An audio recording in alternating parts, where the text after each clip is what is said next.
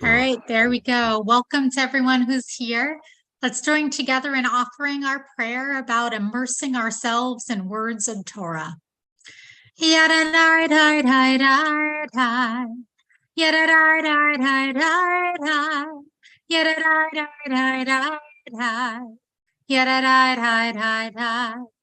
Baruch atah Adonai Eloheinu melech haolam asher kitshanu b'mitzvotav v'tzivanu la'asok b'divrei Torah Haftarah, lasok b'divrei Torah. Yedidai-dai-dai-dai-dai. Yedidai-dai-dai-dai-dai. Yedidai-dai-dai-dai-dai. Yedidai-dai-dai-dai. So good to be able to study Torah with all of you. And this week, I opted to actually go with the Sephardic Haftarah portion. And the reason that I did that was it is our only chance to kind of play and study with Obadiah, with the text of Obadiah. And I wanted to go into that so that we can have a little bit of an understanding of that particular book, the smallest book of the prophets. So I'm going to share my screen. There we go. We've been talking about some of the smaller prophetic books for the past couple of weeks, and this is the fourth of the 12 books that are smaller. It happens to be the shortest book in the Tanakh. It says 21 pages long. It should say 21 verses long. Basically, 21 sentences is all that it is. And there's always some debate over the time period in which a text is written. Most scholars agree that it was probably written around 586 BCE, which, as we remember, was the time of the destruction of the temple in Jerusalem. But there's another theory as well. There's actually a few theories. I didn't bring them all in here, but one of them is that the book was actually written in the 9th century, in the mid-9th century BCE. And the idea behind that is based on this verse from Kings. So would anyone like to read this about Obadiah? I will. Thank you, Jessica. Much later, in the 3rd year, the word of the Lord came to Elijah. Go, appear before Ahab, then I will send rain upon the earth. Thereupon, Elijah set out to appear before Ahab. The famine was severe in Samaria. Ahab had summoned Obadiah, I don't know, the steward. If you look at the Hebrew, where is his name? It's actually Obadiah in the Hebrew. The word slave is in there, isn't it? Oved or Eved is slave or servant. So Obadiah actually means servant of God.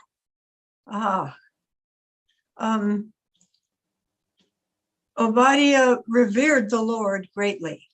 When Jezebel was killing off the prophets of the Lord, Obadiah had taken 100 prophets and hidden them 50 to a cave and provided them with food and drink.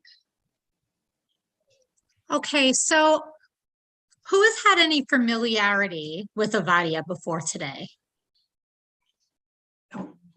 Okay, so I studied him once in a prophet's class, but I don't remember much about him.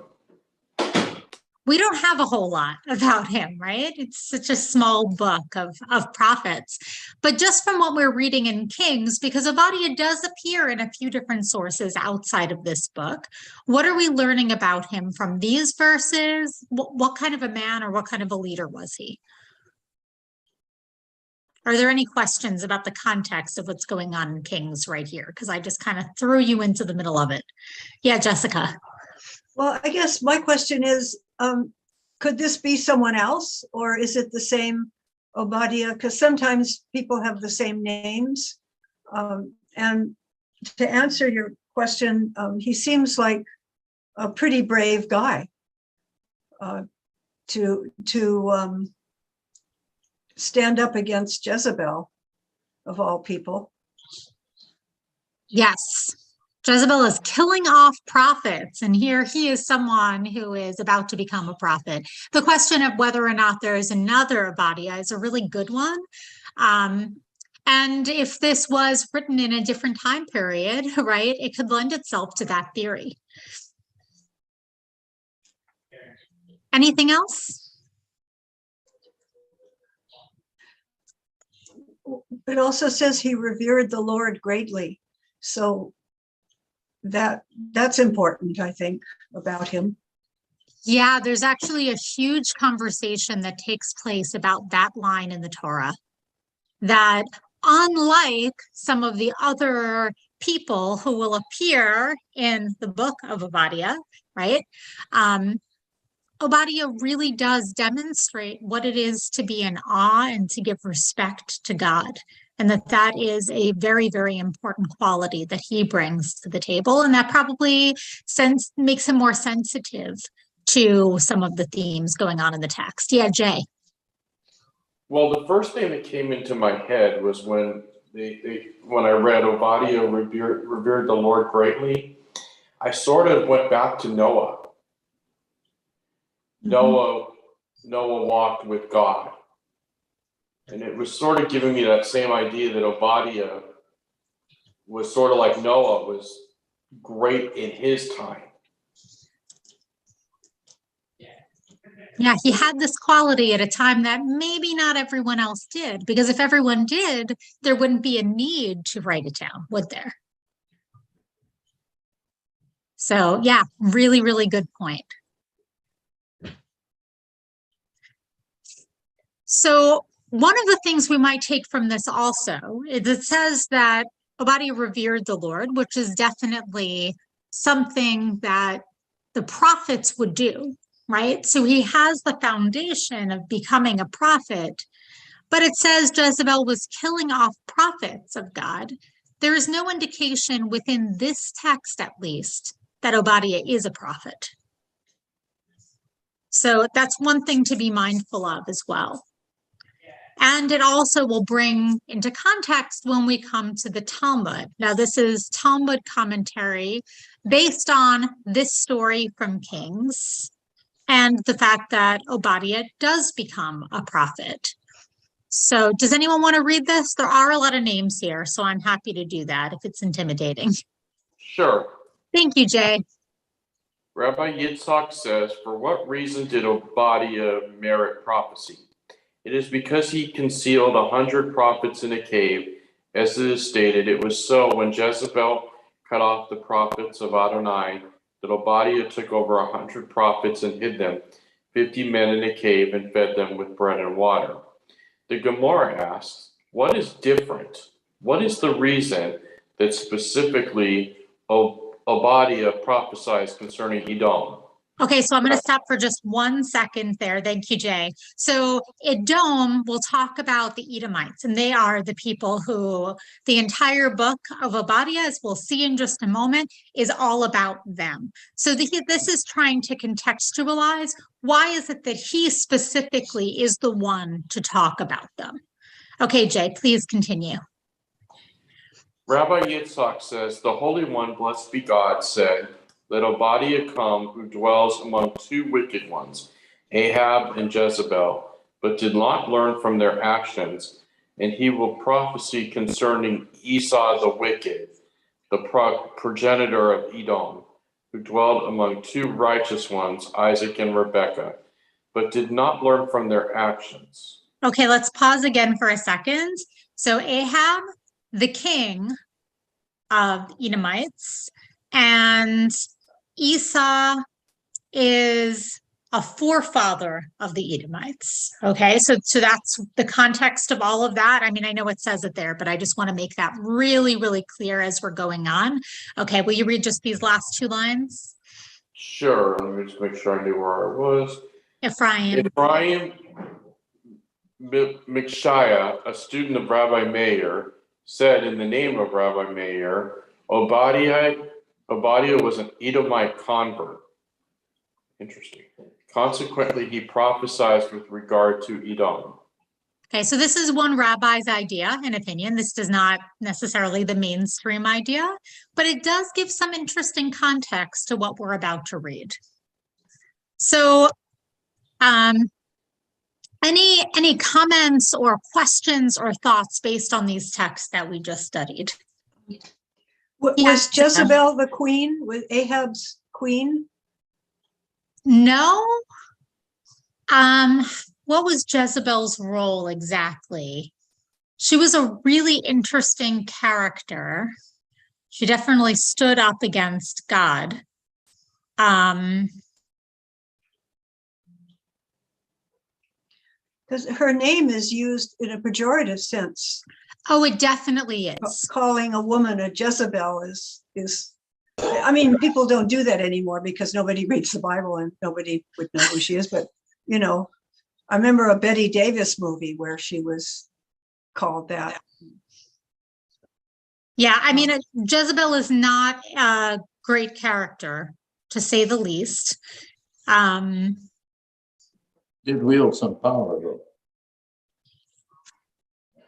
Yeah. She did marry King Ahab. Okay. I had forgotten that. So yes, that is true.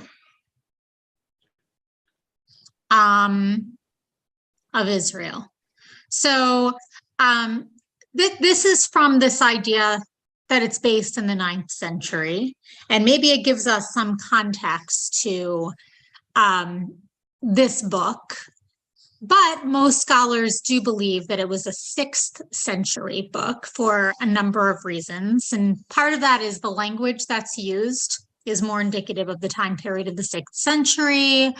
The text references Edom's betrayal of the alliance that it once had with Israel, the destruction of the temple and all of its violence are indicative of this kind of betrayal, and that's part of the reason. There are some others as well that we'll go into. Any other questions before we start the actual text? Okay, then let's jump in. And you'll notice that I got a little excited with color coding. I had a lot of time to kill while I was on a plane yesterday and was having fun with colors. So just looking at the Hebrew here, for anyone who wants to look at it, I'm going to put into the chat the link to the text, if I can manage that. This way you can see it on your own, because I can't actually keep the Hebrew and the English at the same time. So we'll go back and forth a little bit. But you'll notice that I start with the word chazon. So the translation, as we'll see, is that Obadiah, that's his name in Hebrew, prophesied. The word chazon, does anyone know what the word chazon means? Anyone remember? It comes up in the story of Joseph a whole lot. And actually Jacob too. But kind of like a priestly position, isn't it? It's what? I couldn't hear you, Irv. A priestly position, some position of honor. It's a little bit different than this. So chazon, it's like a dream. Okay, so like he had some sort of a dream that is kind of like a prophecy. And ko-amar, so that God is speaking. So the prophecy of Obadiah, we have received tidings from God, and an envoy has been sent out among the nations. Up, let us rise up against her for battle. So just going back up to the Hebrew a little bit, you might notice repetition of words. Here we have these letters that are repeated right here, even if you can't read Hebrew. right? You can see the similarity between the two. Kumu vinakuma is, kum means to rise. So the Hebrew technique being used here, it gives it emphasis. Okay, so this is saying up, let us rise up against her for battle. Let's get moving. Okay. Thus said Adonai, my God, concerning Edom, I will make you least among nations. You shall be most despised. So we can see this relationship between Edom and Israel is clearly not a good one. I will make you least among nations. You shall be most despised. Your arrogant heart has seduced you. You who dwell in cliffs of the rock and your lofty abode. You think in your heart, who can pull me down to earth? Shall you nest as high as the eagle? Should your eyrie be lodged among the stars? Even from them I will pull you down, declares God. So what do you notice in the way that this is written so far? Sounds a bit poetic. It definitely is poetic. In these 21 verses, there's a lot of literary techniques that are used to really demonstrate the underlying messages.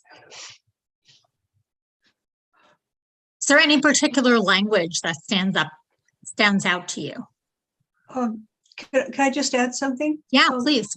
What little I know about biblical poetry is that there are usually two parts to a verse. As an example, where it says, I will make you the least, in verse 2, I will make you the least among nations. And that's emphasized, you shall be most despised. Mm-hmm.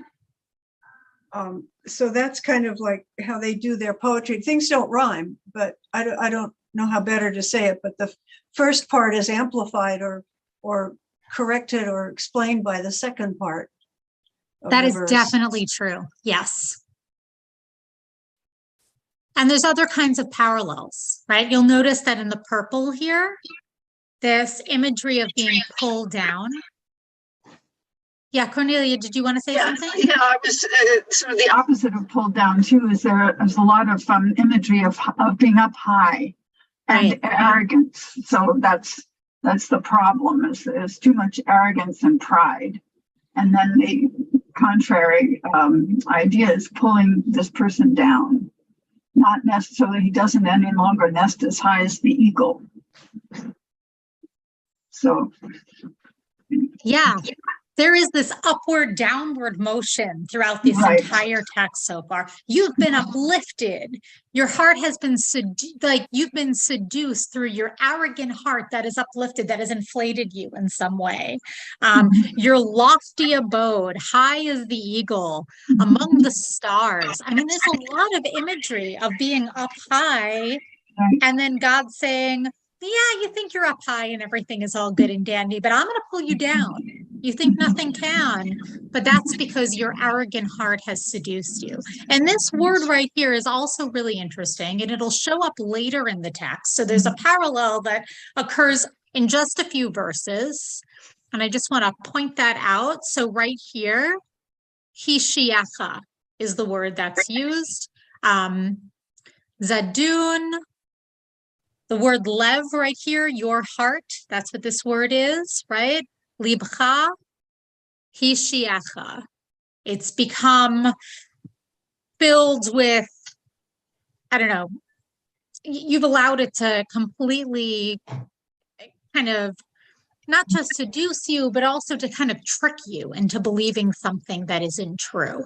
And we're going to see how that plays out in just a moment. Would anyone like to continue reading? From verse 5. Whoops. Oh, I can do it. Thank you so much, Irv. If thieves were to come to you, marauders by night, they would steal no more than they needed. If vintagers came to you, they would surely leave some gleanings. How utterly you are destroyed. How thoroughly rifled is Esau. How ransacked his host. All your allies turned you back at the frontier. Your own confederates have duped and overcome you. Those who ate your bread have planted snares under you. he is bereft of understanding. Okay, so a few things going on here too, right? We see here, same word that is used up here for seduced is translated here as duped. So your own Confederates, Edom, have completely duped you and overcome you. Those, who ate your bread, planted snares under you. So the people who you had trust in have actually undermined that trust. And then this last line, the Hebrew is rather ambiguous if we look at it here. Right here is the Hebrew, and it's awkward Hebrew in a lot of ways. Here it's translated as he is bereft of understanding. It seems like what it probably means is that it doesn't make sense. The fact that you gave in and allowed yourself to be kind of totally tricked by these things, it has no sense. It just happened. So any questions about any of this? And I want us to dive a little bit more into some of these questions. Usually the prophets are metaphorical. So if he's writing after the destruction of the temple, I'm looking for metaphors for that in the text. And the high and the low is a really good thing, high when the temple was there and down low when it's gone. But verse 5 is confusing.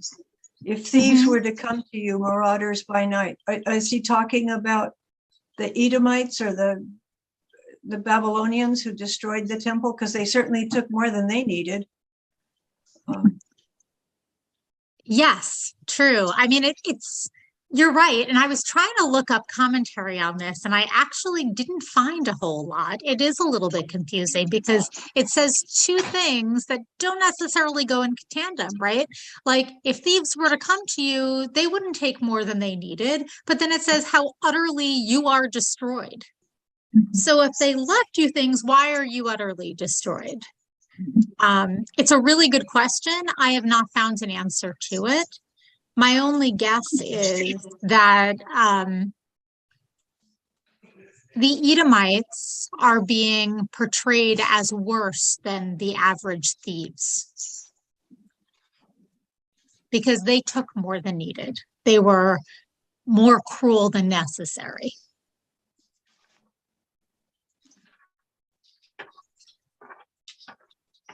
So what do we understand from the text that we've read up until this point?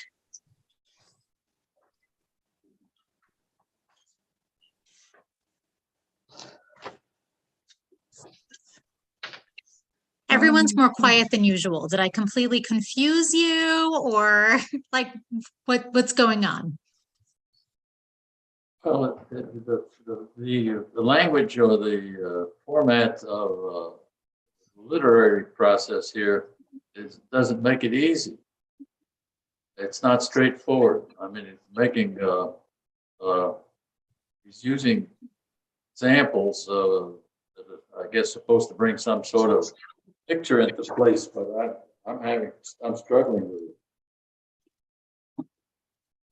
Okay, so I'm trying to figure out how I can best help. Like, if I can try to just summarize what's going on so far, right? This is God speaking to the Edomites and saying, you think all is well. You think no one can touch you. You think that you are lofty and high because here you are having these victories against the Israelites, right? You think so highly of yourselves, but it is all a mirage and it is going to come falling down on you, right? This is kind of like a retribution kind of text or a response because the Israelites were going through this horrific time. I mean, people were being killed. People were uprooted from their homes. The temple, the seat of Jewish life, was destroyed.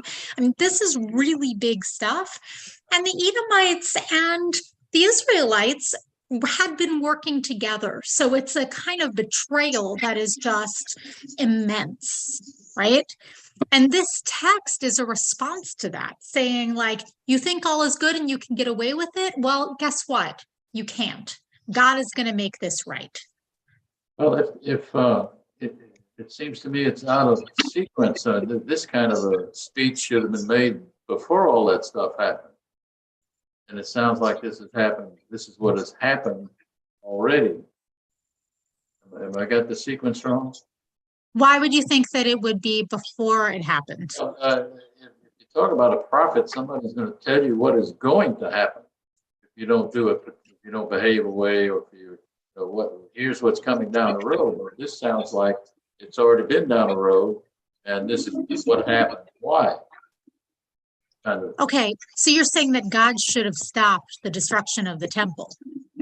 Well, he could have tried to get people. The prophet, the job would be to educate the population that, look, you keep going this way, it's going to bring you some tough times ahead. At least that's my view. And there were prophets that did that before Obadiah, but Obadiah's time period is as the temple was being destroyed. So he in fact is telling us we misbehaved. We had the wrong approach, the wrong attitude, and you're being punished. That's what it's saying. Yeah, but he's talking to the Edomites. Oh, I see. Here. Okay. Okay, so the Edomites did the wrong thing. They betrayed Israel. They destroyed the temple. And now what's going to happen? There's going to be retribution, and people Israel will come up on top. That clears it up for me. Thank you. Yeah, Jessica. Prior to this, in verse 4, God says, "From there I would bring you down," said the Lord. So I'm sort of reading this as God is continuing in verse 5. After God says, "There I would bring you down," then God says, should thieves come, or plunderers or marauders, they would just take what they need. And they would leave gleanings. And then in verse 6, God says, things have changed. No, God isn't speaking anymore. Now it's the prophet saying how thoroughly rifled is Edom. That's Esau. So it didn't work out like that. Thieves and marauders didn't come. God came and completely destroyed Edom. And gets worse in verse 7. Got it. And I think that's a really, really apt way to read that. Right? It's not about just thieves coming, right? God is here. Know that it's God who is going to be responding to you. Well, it's hard without quotation marks, to see where God is speaking or Right. not speaking. We But don't have any of that. Yeah. Right. No, and I'm interpreting that to mean God speaks. Oh, you can't see my thing. I'm waving my mouse. God speaks in verse 5, and then in verse 6, the quotes end, and the prophet picks up and says, "But that's not what happened." Right. Yeah, Esau absolutely. Yeah. Rabbi Catherine, did you want to say something? It also seems I'm like frantically reading this and saying, I don't know. But it also seems that God is challenging Edom. This is what will happen. This is what could happen to you. This is, whatever it is that you're doing. And it's just, I'm also looking, I can see where it's clearly God talking, and apparently to or through Obadiah. And then after, as we just pointed out, if the thieves come to you, then we're into if this happens, insinuated, if you don't change and get your act together, you are lower than, well, I won't say what I would usually say. It's like, it seems to be a challenge and an opportunity to change whatever is so egregiously horrible in the eyes of God. That's what I can pull out of there. I am not familiar with this text, so. Yeah, so you're thinking that this is happening like this text is from 586 BC. That is in the heart of everything that is happening with the destruction. So maybe God is holding out just a little bit of hope that they'll change their ways when they hear these words. I think the hope is indicated when it's if the thieves come to you, if the vintagers came to you, if you had done something different, or maybe they did do something egregiously bad, or it seemed to switch from something that has already happened into, if you don't, again, get yourselves together, you just will not be around anymore. Mm-hmm. And this is the if right here. Yes, that's like 5. That's between 5 and 6. 4 and 5. Right? The high is the eagle. The next highest eagle is 4. Mm-hmm. I love that picture. Oh, sorry. So Alter uses should. Should thieves come to you? Yeah, Should I mean, grape harvesters come to you? Oh. Slightly Yeah, I mean, different.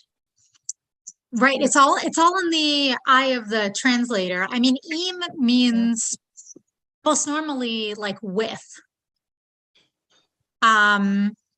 Like with this happening, it could be translated a lot of different ways. It's not elu. The word elu most assuredly means like, if this were to happen, as if it definitely hasn't yet, and there's a possibility of it. It's not the word elu. So there's ambiguity there. Well, we haven't quite gotten to it, but this one that we're on, the thieves would come to you, does end again with declares the Lord. So it is God keeping to say, this is what's going to happen. If you don't fix this, this will be the consequences.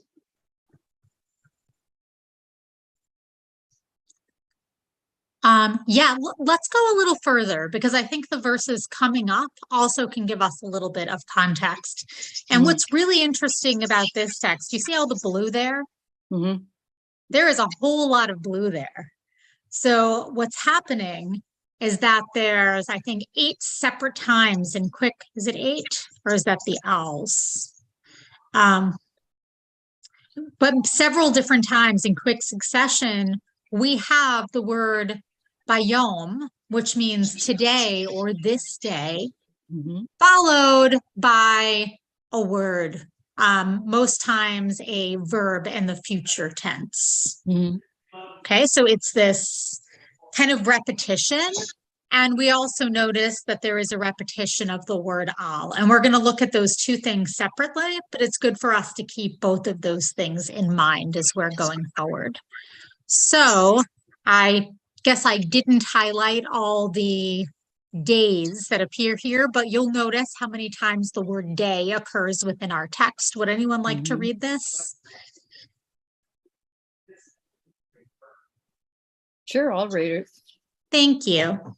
In that day, declares the Lord, I will make the wise vanish from Edom, understanding from Esau's mount. Your warriors shall lose heart, O Teman. Are these a whole bunch of individuals? So Teman is referring to Edom as well. It's like an encampment or something like that, I believe the text said. Okay, and not a man on Esau's mount shall survive the slaughter. For the outrage to your brother Jacob, disgrace shall engulf you, and you shall perish forever. On that day, when you stood aloof, when aliens carried off his goods, when foreigners entered his gates and cast lots for Jerusalem, you were as one of them. How could you gaze with glee on your brother that day, on his day of calamity? How could you gloat over the people of Judah on that day of ruin? How could you loudly jeer on a day of anguish? How could you enter the gate of my people on the day of disaster? Gaze in glee with the others on its misfortune, on its day of disaster, and lay hands on its wealth on its day of disaster. How could you stand at the passes to cut down its fugitives? How could you betray those who fled survivors? On that day of anguish, As you did, so shall it be done to you. Your conduct shall be requited, yet, yea, against all nations, the day of the Lord is at hand. Okay, so what do we make of this text? There's a whole lot of repetition, right?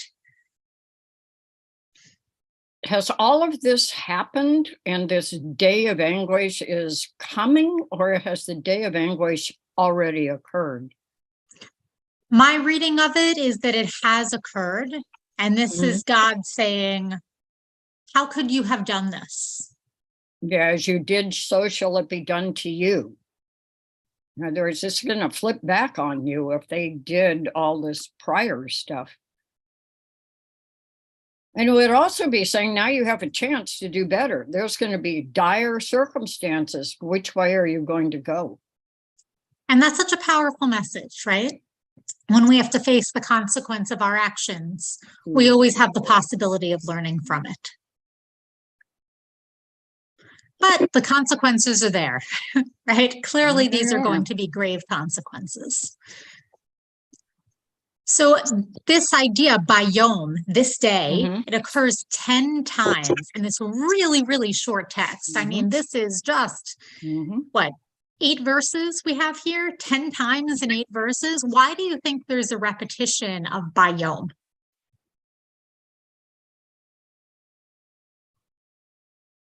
Well, I guess you like to think, that'll never happen to me. But this is saying, yeah, it is. I can't give you the date, but this is the consequence. It certainly emphasizes what's happening on this day, on the day of this and on the day of that. And you can hear it. If somebody's reading this out loud, it would make a lot more emphasis and have a lot greater effect or impact on the listener, I think, than we just reading it, in our heads, so to speak. Yeah, bayom, bayom, bayom. It's driving it home. A literary device to keep you interested, excited about what's being said. Yeah, I mean, one other piece that stands out to me is that Edom and Israel once had a relationship. Once were working together. Once were allies. But that doesn't change the import of what has happened on this day. On the day that mattered most, you weren't there for us. On the day that mattered most, you betrayed us, right? You can't hide behind that. This was a day that really mattered. This was a day of judgment. This is a day on which everything changed, and you made your decision and you made the wrong one. Yeah, Jessica. Are you the Torah portion that this relates to is Jacob and Esau's meeting? Yes, we're getting there. We're getting okay. No more. I'll shut up now. No. We're going to go exactly. I mean, you can say a little bit about that. We'll get back to it more later. Well, I was going to say that this is kind of reversed. In their meeting, Esau is a good guy, the progenitor of Edom. He's a good guy, and he turns up with 400 men, but not for war. Who knows why they were there, but not to attack Jacob. Whereas here, this Esau is really a bad guy. This Edom. Yes, that's definitely how it's portrayed here. And we're going to go back to exactly that. That's a really good point, Jessica. Right? Because we know Haftarah portions are picked because of the Torah portions. And sometimes it's clear and sometimes it isn't clear. But that connection feels pretty clear to me.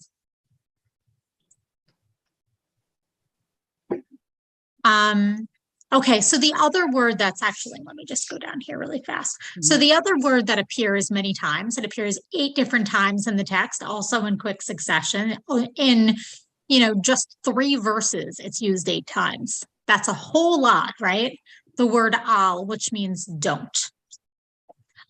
So why do you think the word al appears that many times? I'm just going to go up to the Hebrew so you can have the visual of that again. Right here. All of these, very, very closely Mhm. put together. Don't be joyful, don't come, this comes from the word gadol, like don't gain riches, basically is what that's trying to say. Don't take, don't close. And we can see right here, it's translated as how could you? That's how this translation does it. So how could you gaze with glee? How could you gloat? How could you loudly jeer? How could you enter the gate? Lay hands on wealth while this is going on. Stand at the passages. Cut down fugitives. How could you betray survivors? That's So why do very you think this is poetic. used? Yeah. The two things in juxtaposition.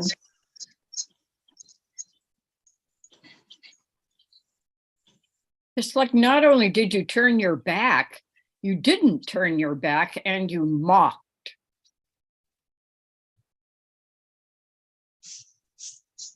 Yeah, in just a few weeks, we'll come to the story of Joseph, right? And one of the kind of pivotal moments in the story of Joseph is while Joseph is in that pit of despair, not sure what will happen to him, the brothers are sitting around the pit and are enjoying a meal and laughing as they're eating. And that's considered in the Torah to be one of the cruelest moments, because there's just such, not even just a lack of empathy, but absolute cruelty. Because here is someone who is in despair right in front of your face. You're causing their despair, and you have the gall to laugh and to be joyful. And that's what's being described in this text. There is a kind of cruelty in every piece of this. Not only did you betray, but you're actually allowing yourself to truly benefit from that betrayal. Well, if you look at this as moving a long time later, what I keep thinking about this is the Holocaust, and how the neighbors of people who had lived next to each other for generations betrayed people, mocked people who fled, ransacked their houses as soon as they were out the door. Is how could, if we bring it up into a closer time period, I ask that question every time I read about the Holocaust, particularly, the mocking and friends totally turning against people. Yeah, because there's a real betrayal in all of that. Mm-hmm. And I want us to hold on to this word, survivors, because it's going to come up again, and we're going to talk about this in a moment. How could you betray even the people who were able to flee, who were able to find safety? You betrayed them. Okay, tried to get them to be handed over again to the people who are trying to find, so you are putting them in harm's way, even the ones who were able to survive. So Rabbi Cassi, yeah. Normally didn't the prophets normally do the prophecy specifically to northern Israel or Judah? And in this case, it's Esau because of the connection to Esau, the brother of Jacob, right? So that's where and Edom. And Edom, okay. Yeah. So is it sort of like a statement about relation and familial relationships also, just not only states and cities and nations?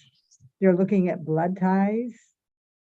Yeah, so I want us to put a pin in that for just a second, because I want to get to that, but I want to go through the last pieces of the text first. It's a really, really good point, Misty. Thank you for bringing that up. Let's just look through this piece first, and then we'll get right there. Because there's only a few verses left. We're already in verse 16. There's only 21 of them, okay? So I'm just going to read this quickly. I'm looking at the time. So that same cup that you drank on my holy mount, and I want us to pay attention to that imagery right there, shall all nations drink evermore. Drink till their speech grows thick, and they become as though they had never been. What do you make of that language?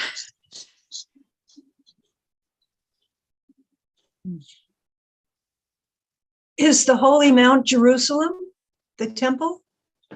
Is that's what they're saying? Mm-hmm. So what does it mean, that cup that you drank on my holy mount? The celebrations that they made after destroying the temple, maybe? Yeah.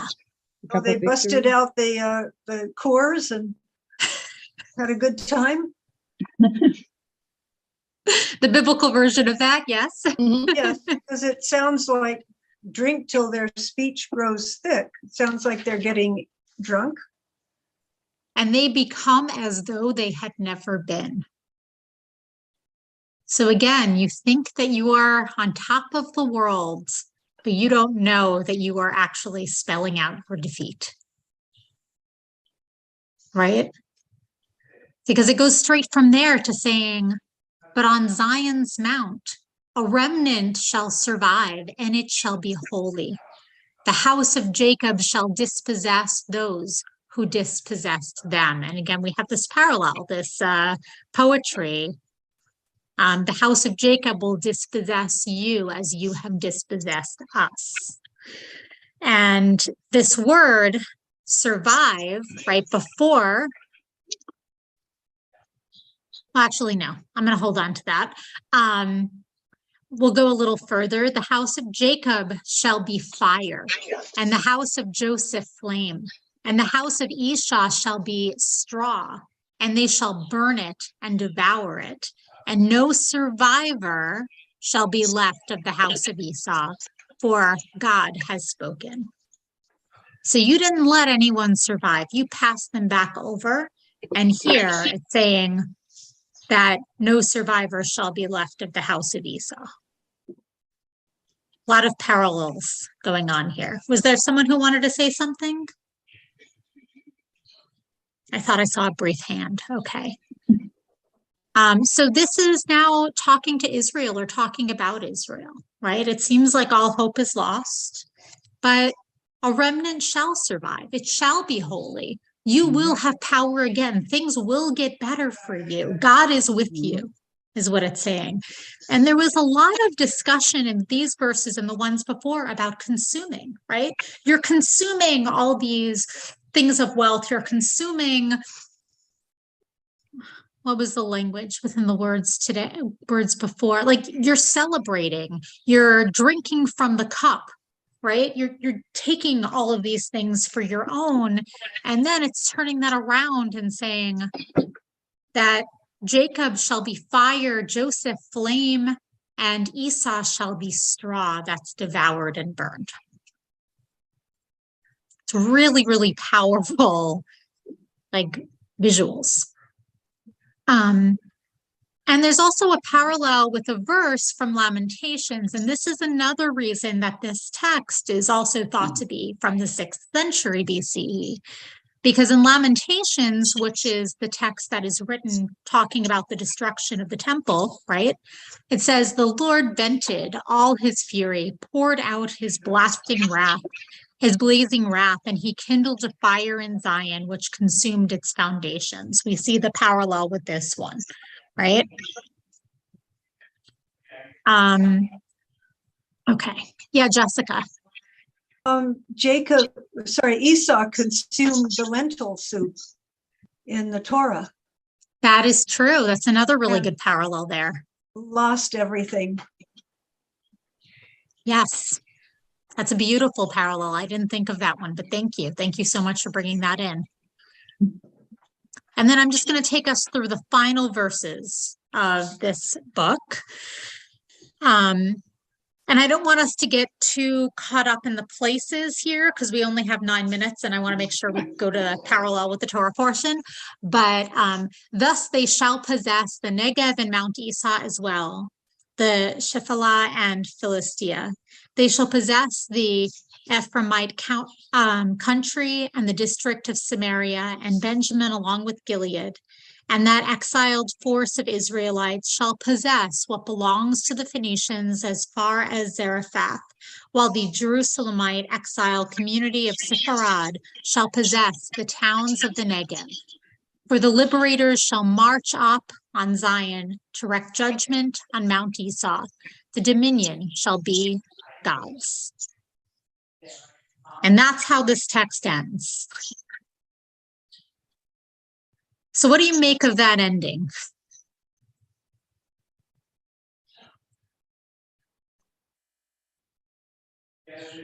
I keep remembering there is always a remnant, always a remnant of God's people. That's the one it reminds me of. And bottom line, God is God. And when you mess up on what God says you are supposed to do, God does not just say, oh, that's all right. Mm-hmm. There are consequences. Yeah, it's like no matter how great that nation is, be the Babylonians, be the Edomites, be Roman Empire, at the end of the day, who's going to survive, right? Who is in dominion, who's in charge? It tells us it's God, and then that special remnant. It might seem like all is bleak right now, but God is with you and things will turn around. That's the message to the people. And at this really awful time, it is a very powerful and needed message. And things do end up turning around. It takes a little bit of time, but they're able to build another temple several years later, right? So I want to go back to this week's Torah portion, and I took out my favorite verses from this Torah portion this week, because I think that they are a really powerful parallel with the text that we just read, just as Jessica, you were talking about, right?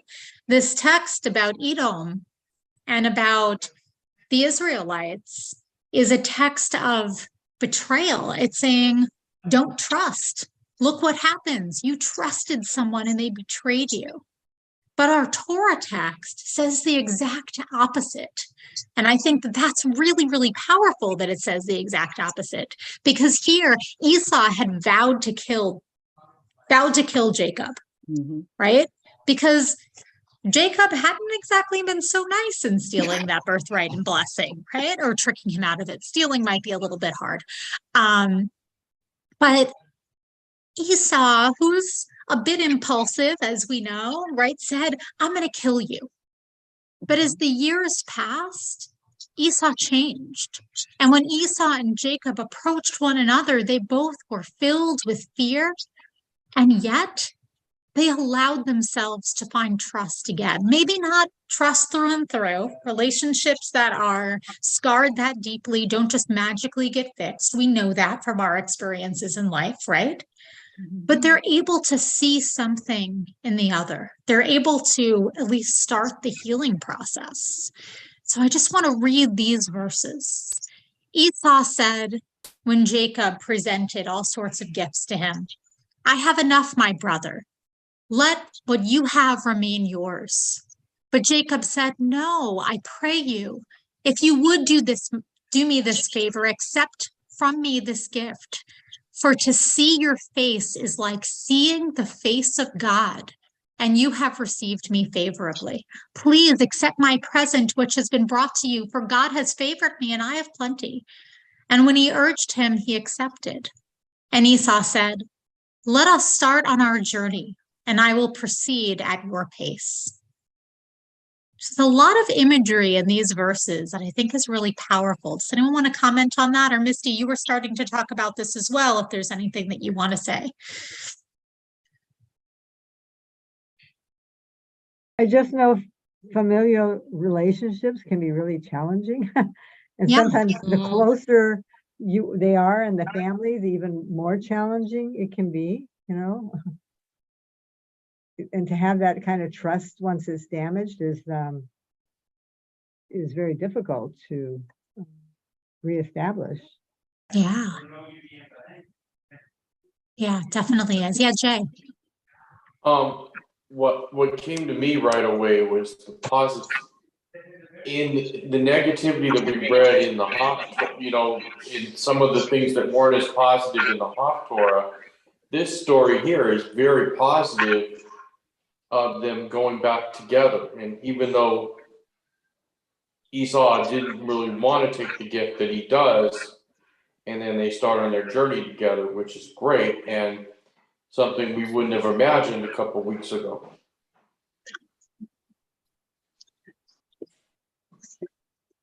Yeah, Cornelia. Yeah, we would never have imagined it. And actually, as I recall, Jacob, just a short while before he sees Esau, is afraid that Esau is going to try to kill him and all of his retinue. Yeah. And so divides his group into two. And, as a way to escape, I guess. He thinks half of the group at least can escape, maybe the half that's with him, and then the other half will have to fight Esau and maybe lose. So I wonder if under this kind of as a background to this section, there's a huge sense of relief on the part of Jacob when Esau says, "I have enough, my brother. Let what you have remain yours." It's apparently, what I want to say. Apparently, it's normal to offer a big gift and then to refuse it. But still, Esau is saying something that is normal. He's not moving to attack. And so it's sort of like, it's like not exactly jousting, but it's, they're just coming to understand that there's maybe not going to be a fight between them, but some kind of rapprochement.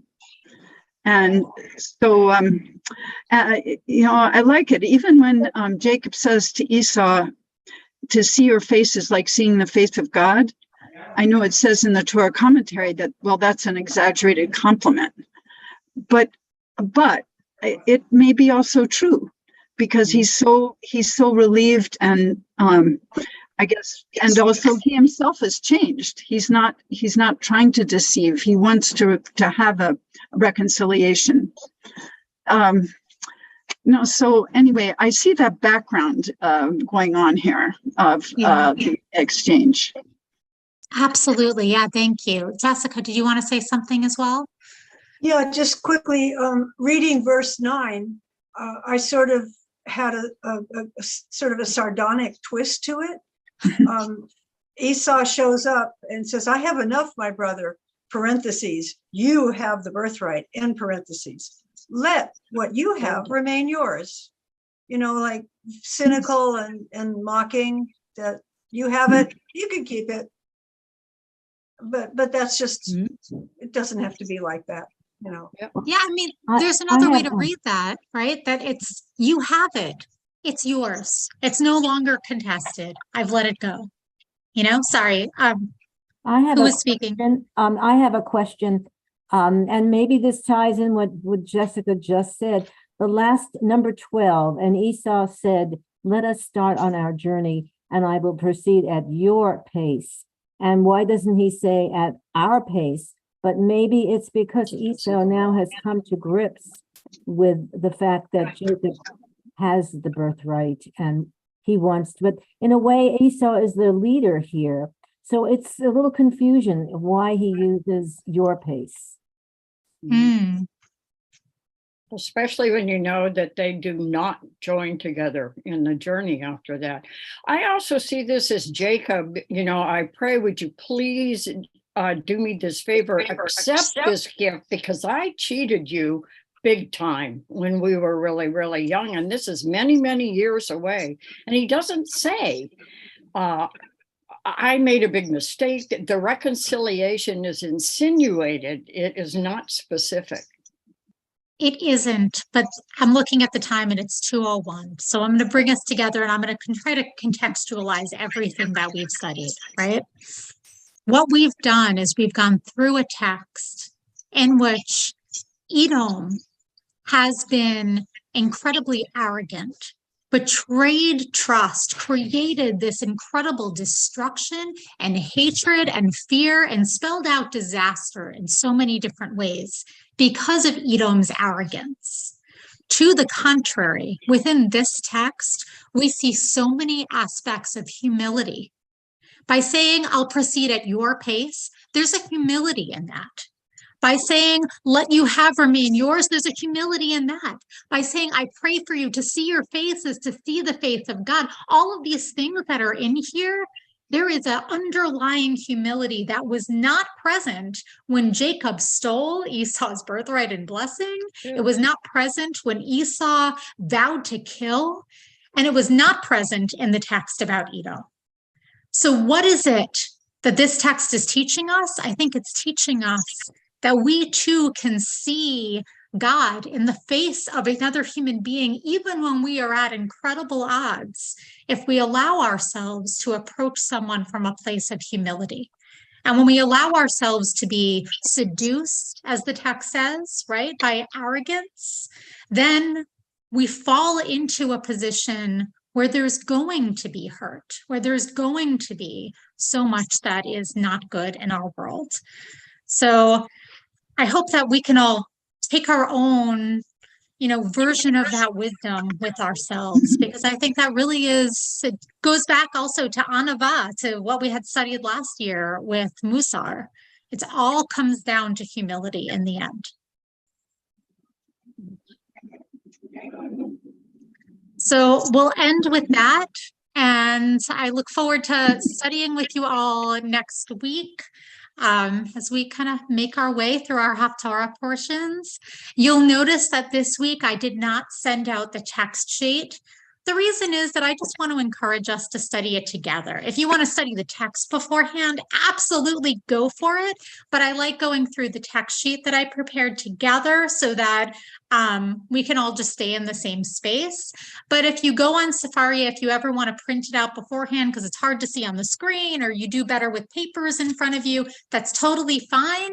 All of my text sheets are posted on Sefaria. If you type my name on Sefaria, you will find them, including that week's text, because I make it public so that you can do that. Okay? Awesome. Then I look forward to seeing you next week. Thank you. Thank you very much. Thank you. Thank you.